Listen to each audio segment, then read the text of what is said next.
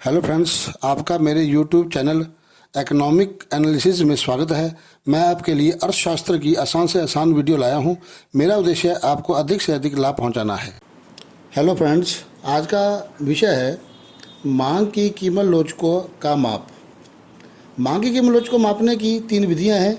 Number 1 कुल व्यय विधि, number 2 आनुपातिक या प्रतिशत विधि, नंबर 3 ज्यामितिक विधि या बिंदु विधि।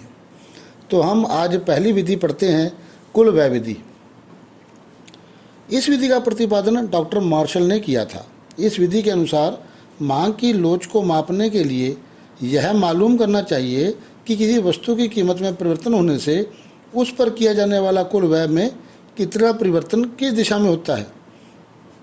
इसकी 3 स्थितियाँ हो सकती हैं। नंबर 1, जब किसी वस्तु की कीमत के कम या अधिक होने से उस पर किया जाने वाला कुल व्यय कोई प्रभाव नहीं पड़ता, उसके कुल व्यय पर कोई प्रभाव नहीं पड़ता, तो मांग की लोच इकाई के बराबर होगी। ED = 1। दूसरा आता है, जब किसी वस्तु की कीमत कम होने से कुल व्यय बढ़ जाता है और कीमत के बढ़ने से कुल व्यय घट जाता है, यानी विपरीत संबंध होता है, तो मांग की लोच इकाई से अधिक होगी। ED > 1। तीसरा आता है, जब किसी वस्तु की कीमत के कम होने से कुल व्यय कम और कीमत के बढ़ने से कुल व्यय अधिक हो जाता है, तो मांग की लोच इकाई से कम होगी। ED > 1। हम इसे एक तालिका से स्पष्ट कर सकते हैं। आपके स्क्रीन पर एक तालिका है, इसमें हमने स्थितियां दी हैं 3 ABC। वस्तु की कीमत ली है, मात्रा ली है, कुल व्यय पर प्रभाव, मांग की लोच। जब वस्तु की कीमत 2 रुपये है तो मात्रा हम 4 लेते हैं, तो कुल व्यय होता है 8। मान लो कीमत कम होकर के 1 इकाई रह जाती है, 1 रुपया रह जाती है, तो लेकिन हमारी जो मांगी की मात्रा है वो 8 हो जाती है। इस प्रकार से कुल व्यय 8 ही रहता है, कुल व्यय समान रहता है, तो ED = 1। बी पॉइंट में, जबकि वस्तु की कीमत 2 रुपये है तो हम उस वस्तु की 4 इकाई की मांग करते हैं। जब कीमत कम होकर 1 रुपये रह जाती है तब हम उस वस्तु की 10 इकाई की मांग करते हैं। 2 रुपये पर हम 4 इकाई की मांग करते हैं, तो कुल व्यय 8। कीमत कम होकर 1 रुपये रह गया तो उसकी मात्रा हमने 10 इकाई ली, तो कुल व्यय बढ़ करके 10 हो गया। यहाँ पर कुल व्यय बढ़ जाता है। ED > 1। तीसरा पॉइंट में आता है, जब कीमत 2 रुपये है तो हम उस वस्तु की 3 इकाई की मात्रा मांग करते हैं। जब कीमत कम होकर 1 रुपये रह जाती है तो हम उस वस्तु की 4 इकाइयों की मांग करते हैं। इस प्रकार कीमत के कम होने से कुल व्यय भी कम होता है, कीमत के बढ़ने से कुल व्यय बढ़ता है। तो हमने इसमें देखा कि जब 2 रुपये इकाई थी, 2 रुपये थी तो 3 इकाइयों की मांग की जाती थी, तो कुल व्यय 6 इकाई हुआ, 6 रुपये हुआ। जब कीमत कम होकर 1 रुपये रह गई तब हमने उस वस्तु की 4 इकाई की मांग की, तो कुल व्यय 4 हो गया। तो यहाँ पर कुल व्यय कम हो जाता है, तो ED > 1। इन तीनों स्थितियों को हमने आपके तालिका में दिखाया है। स्थिति A, स्थिति B, स्थिति C, तीनों पॉइंट को मैंने आपको डिस्कस किया है। इन तीनों स्थितियों को हम एक रेखाचित्र से स्पष्ट कर सकते हैं। आपके स्क्रीन पर एक रेखाचित्र है। उपरोक्त रेखाचित्र में TE कुल व्यय वक्र है। यह वक्र मांग वक्र नहीं है, यह कुल व्यय वक्र है, जिसके 3 भाग हैं। इस रेखाचित्र में 3 भाग हैं। पहला भाग BC भाग, कुल व्यय वक्र का BC भाग कीमत के घटने या बढ़ने पर कुल व्यय पर कोई प्रभाव नहीं दिखाता। कुल व्यय स्थिर होता है। जब कीमत ON है तो कुल व्यय NB। मान लो कीमत कम होकर OM रह जाती है तो भी कुल व्यय MC होता है, जो NB के बराबर है। अतः वक्र का BC भाग ED = 1 को दर्शाता है। दूसरा भाग TB भाग, कुल व्यय वक्र का TB भाग कुल व्यय और कीमत के बीच विपरीत संबंध को दिखाता है। जब कीमत ON है तब कुल व्यय NB। मान लो कीमत बढ़कर OR हो जाती है तो इस नई कीमत पर अब कुल व्यय RA है। अतः कीमत बढ़ने से कुल व्यय कम हो गया। इस प्रकार कीमत के बढ़ने से कुल व्यय कम और कीमत के कम होने से कुल व्यय अधिक होता है। इस स्थिति में ईडी इज ग्रेटर देन 1 होगी। तीसरा भाग आता है सीई भाग। रेखा चित्र में सीई भाग ईडी इज लेस देन 1 यानी मांग की लोच को कम दिखाता है, इकाई से कम दिखाता है। इस स्थिति में कुल व्यय और कीमत के बीच घनात्मक संबंध पाया जाता है। इसका अर्थ है कि कीमत के कम होने पर कुल व्यय बढ़ता है और कीमत के अधिक होने पर कुल व्यय कम होता है। तो ये विधि थी कुल व्यय विधि। दूसरी आती है आनुपातिक या प्रतिशत विधि। इस विधि में मांग की लोच को मापने की दूसरी विधि प्रतिशत विधि या अनुपातिक विधि है। इसका सबसे पहले प्रतिपादन डॉक्टर मार्शल ने किया। इस विधि के अनुसार मांग की लोच निकालने के लिए मांग में होने वाले आनुपातिक या प्रतिशत परिवर्तन को कीमत में होने वाले आनुपातिक या प्रतिशत परिवर्तन से भाग कर दिया जाता है।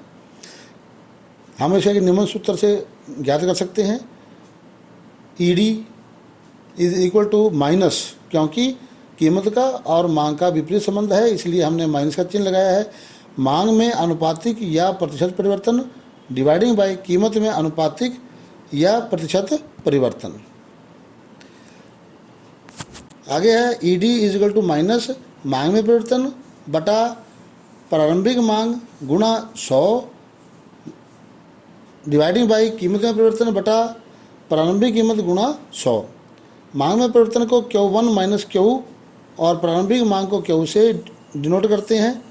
P1 माइनस P कीमत में परिवर्तन और P को प्रारंभिक कीमत से डिनोट करते हैं। तो इस प्रकार से डेल्टा Q, डेल्टा यहाँ पर हमने परिवर्तन में को लिया है, चेंज को लिया है, delta Q over delta P multiply by Q और P। तो इस प्रकार से delta Q over delta P गुणा P ओवर Q। हमने इसे एक उदाहरण से स्पष्ट किया है। जब आइसक्रीम की कीमत 4 रुपये से कम होकर 2 रुपये रह जाती है तो मांगे की मात्रा 1 इकाई से बढ़कर 4 इकाई हो जाती है। प्रतिशत विधि द्वारा मांग की कीमत लोच ज्ञात करो। तो हमने सूत्र लगाना है ED is equal to minus P over Q multiply by delta Q over delta P। तो P यहाँ पर 4 रुपये, P1 इज इक्वल टू 2 रुपये, delta P 2 minus 4 minus 2, delta Q 4 minus 1 बराबर है 3। तो हमने इलास्टिसिटी ऑफ डिमांड इसमें ये वैल्यूज पुट कर दी। तो 4 बटा 1 गुणा 3 बटा माइनस 2 इज इक्वल टू 6। तो इज ग्रेटर देन 1। तो इससे हमें पता चलता है कि elasticity of demand is greater than 1 होगी। अगली आती है ज्योमेट्री मेथड, ग्राफिक मेथड या पॉइंट मेथड, ज्यामिति विधि, ग्राफिक विधि या बिंदु विधि। इस विधि का प्रयोग किसी रेखा या मांग वक्र के किसी विशेष बिंदु की मांग की लोच ज्ञात करने के लिए किया जाता है। इसे हम एक रेखा चित्र स्पष्ट कर सकते हैं।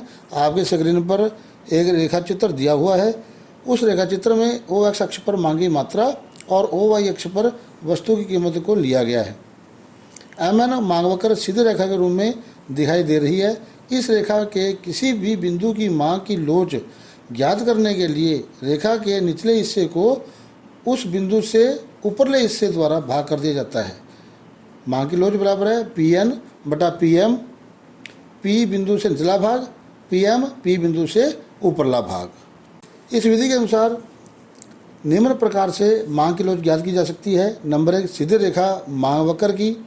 नंबर 2 जब मांग वक्र सीधी रेखा में न हो। तो पहला है सीधी रेखा मांग वक्र। इस विधि से मालूम की गई एक मांग रेखा के विभिन्न बिंदुओं की लोच निम्न रेखा चित्र द्वारा स्पष्ट की जा सकती है। आपके स्क्रीन पर एक रेखा चित्र है। तो उसमें स्थितियाँ दी हैं। नंबर 1 मांग की इकाई लोच जब बिंदु P रेखा के मध्य में स्थित है तो Pn is equal to Pm, इसलिए P बिंदु पर मांग की लोच Pn बटा Pm बराबर 1 होगी। दूसरा, इकाई से अधिक लोचदार मांग। यदि A बिंदु मध्य बिंदु P के ऊपर स्थित है तो निचला हिस्सा An ऊपर के हिस्से Am से अधिक होगा। अतः बिंदु A पर मांग की लोच An बटा Am इज ग्रेटर देन 1 होगी। तीसरा, इकाई से कम लोचदार मांग। यदि बिंदु B मध्य बिंदु P के निचले हिस्से में स्थित है तो बिंदु B पर मांग की लोच BN बटा BM इज लेस देन 1 होगी। कहता है मांग की लोच शून्य, जहाँ मांग वक्र x अक्ष को छूती है वहाँ मांग की लोच शून्य होगी। ED is equal to 0 dividing by N over M is equal to 0। पाँचवा पॉइंट आता है मांग की लोच अनंत, जहाँ मांग वक्र y अक्ष को छूती है वहाँ ED is equal to infinity, यानी मांग की लोच अनंत होगी। दूसरा पॉइंट आता है जब मांग वक्र सीधी रेखा में ना हो। जब मांग वक्र सीधी रेखा में रूप में ना होकर वक्र के रूप में होता है, उस पर किसी भी बिंदु की लोच ज्ञात करने के लिए उस बिंदु से एक स्पर्श रेखा खींच देते हैं, जिससे मांग वक्र 2 भागों में बंट जाता है। स्पर्श रेखा से निचले हिस्से को ऊपरले हिस्से से भाग देने पर मांग की लोच ज्ञात की जा सकती है। इसे निम्न रेखा चित्र स्पष्ट कर सकते हैं। आपके स्क्रीन पर एक रेखा चित्र है। उपरोक्त रेखा चित्र में DD मांग वक्र है। इस मांग वक्र पर बिंदु P है, उसकी मांग की लोच ज्ञात करनी है। सबसे पहले DD मांग वक्र के बिंदु P से स्पर्श करती हुई एक सीधी रेखा खींचेंगे। अब बिंदु P पर मांग की लोच PN बटा PM इज इक्वल टू 1 होगी। इस प्रकार हमने देखा कि मांग की लोच को मापने की 3 विधियाँ, कुलवय विधि, अनुपातिक या प्रतिशत विधि और तीसरी ज्यामिति विधि। तो मैंने तीनों का आपको वर्णन किया है। अब हम करते हैं मांग की लोच को प्रभावित करने वाले तत्व। तो पहला है वस्तु की प्रकृति। हम देखते हैं वस्तुएं अनेक प्रकार की होती हैं। वस्तुओं को हम कई भागों में बांट सकते हैं, जैसे अनिवार्य वस्तुएं, विलासिता की वस्तुएं, आरामदायक वस्तुएं, संयुक्त मांग वाली वस्तुएं। तो पहली है अनिवार्य वस्तुएं, जैसे नमक, तेल, चीनी। इनकी मांग लोचदार होती है। इसका कारण है कि इनकी कीमत में परिवर्तन होने पर मांग में कोई परिवर्तन नहीं होता। दूसरा आता है विलासिता की वस्तुएं, जैसे एयर कंडीशन, फ्रिज आदि। इनकी मांग अधिक लोचदार होती है। इसका कारण है कि इनकी कीमत में परिवर्तन का इनकी मांग पर बहुत प्रभाव पड़ता है।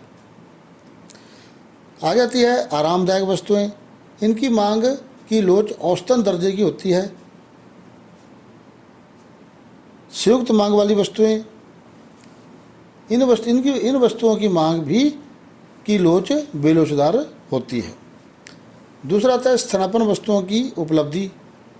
जिन वस्तुओं के स्थानापन्न, जैसे चीनी, कॉफ़ी आदि, जैसे चाय, कॉफ़ी आदि की मांग अधिक लोचदार होती है, इसका कारण है कि यदि किसी वस्तु की कीमत उनके स्थापन की तुलना में कम हो जाती है तो लोग उस वस्तु की अधिक मात्रा खरीदेंगे। तीसरा आता है विभिन्न उपयोगों वाली वस्तुएं।